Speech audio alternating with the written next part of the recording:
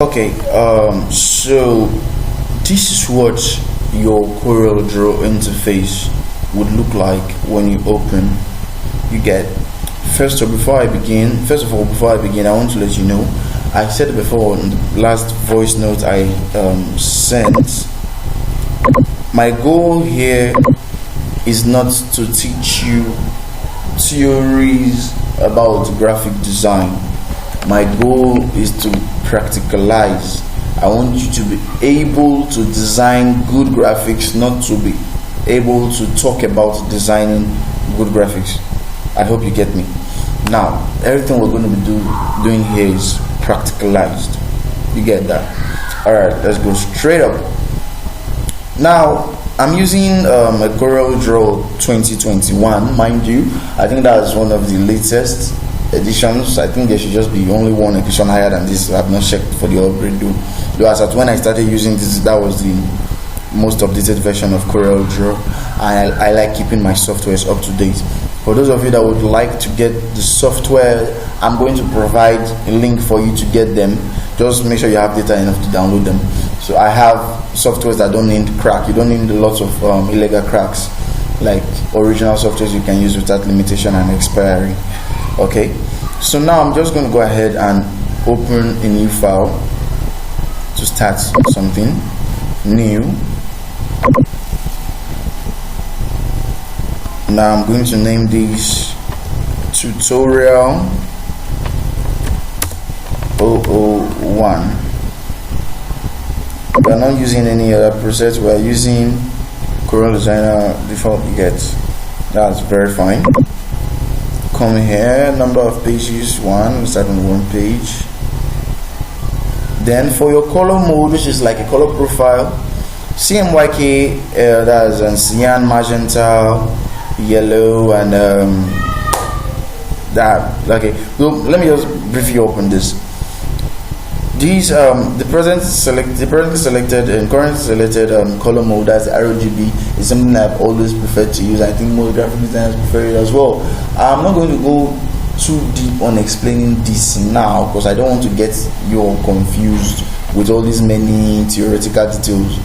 Yes, like I said before, we're going to be doing more practicalizing. So as we go on with this training, subsequently you will see the difference between these two color profiles and why I choose to always use the red, green, blue profile, which is our primary. So I'm using this as my primary color profile. Page size A4 is always I think it's the most common use. It's the most commonly used size of paper in the world. A4 for offices and the rest. So most times the default page you see when you open these softwares are A4. So I'm going to stick using A4. I will show you how to resize once our job is open. Orientation, landscape, portrait. We're using the portrait. Resolution 300. That's very fine. So we'll come here and click OK, and voila, our working page.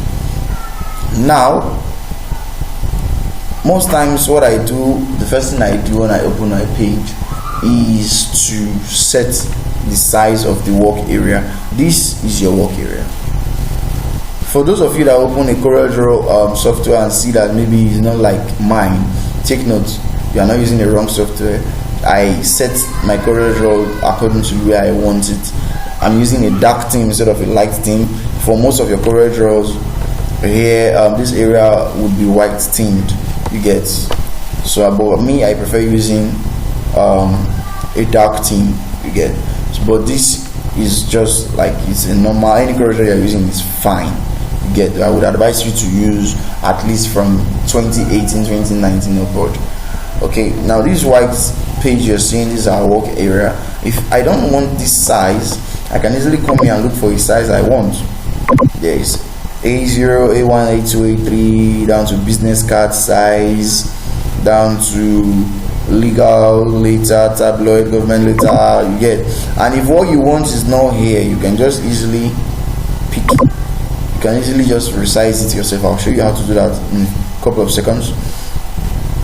You can just pick something here, you get. but what you want is not here. It's not what you want is not, what the size you want is not here. You just easily come here, select the unit you want to measure. You want to measure in. Me, most times I'm always using inches. Depends on what you want to work on. You know what you want to work on. I use inches because most times I design graphics, digital flyers that I use online, and I prefer doing that in a perfect square shape. I think that's perfect for Instagram. That's why, and I design trackers for artists and the rest. So most times a perfect square does the trick. So I just come here and say, okay, I like using 10 by 10 inches, enter key. Alright, and that's it. Okay, I'm sure you're with me. Now, that's the work page I want to work with. Now, if you want to zoom your work closer to your work page, maybe it's too far in the middle, you come here. This tool right here, click on this drop down, you see different level of zooms, and click on 100%, 75. Just play with it, and you get the hang of it. You can say maybe to page. That's what put it in the middle. To height, it covers the exact height, and when you say to width, covers the exact width. You get that? Now, I'll just come in here and say to page. As I continue my design, I can play with that as I see fit. Okay, so what am I going to be working on now? I have to introduce you to the tools, the toolbar. Take note, I'm going to be working, and you're going to be seeing what each different tool does. We're taking this class gradually from the minimal to the more complex. You get? So technically we are going to learn how to design almost anything. At the end of this class, we'll be able to run any kind of still graphics design. You get me? So we're going to be using the tools as we see fit, as we approach certain challenges in our design class. First of all, look at your right end. This is your color palette. These are the colors you have to work with, and mind you, there are more colors than these. CORELDRAW, there's something I call CORELDRAW. I say I like using CORELDRAW mostly because it's what you see is what you get. You can actually mix colors in CORELDRAW. That's why you are just having these. You can mix them up to get different orders and different shades as well. Now you see colors here. Your default colors are here. Then this very line you are seeing now, this place I'm hovering at, this is where your color history will come. You see, graphic design also, to make your graphics attractive and professional, most times the colors you use in a particular artwork should be related to each other. If your color combinations are made up of colors that are off, like distance from each other, your design will look awkward. So most times I like keeping my color history here. The same thing you can do on your own. It doesn't warrant a special setting. Your color history will be here, so you can always pick from shades and colors relating to what you've already used. Now, our default tool in the left side, the left end, you see a toolbar. Our default tool is your pick tool, which is like your selective tool. Take note, each of these icons represent tools. If you hover on top of them, you see their names. Now, some of these icons have more than one tool attached to them. For example, if you look closely at the picture, you are seeing this small triangle at the edge. If you left click on that triangle, you will see there are three other tools. There are two other tools which make three tools under the icon. But these two I hardly even use them. So just continue with your pick tool. These tools we will get to every single one of them. Your crop tool, your shape tool, your zoom tool, freehand, you see, rectangle tool, ellipse tool rather. You see, there are different tools. Your text tool will get there. Your transparency tool, shadow, we will get there. We are going to practically using every tool here. We're going to be practicalizing every tool here. So as I said on the graphics, the advanced graphics for this class, we are going to be starting with mostly mastering tools and creating basic shapes. We're going to like just be creating basic shapes. So this is our introductory class. The next video will be working on creating and manipulating several shapes and merging them together to create new shapes.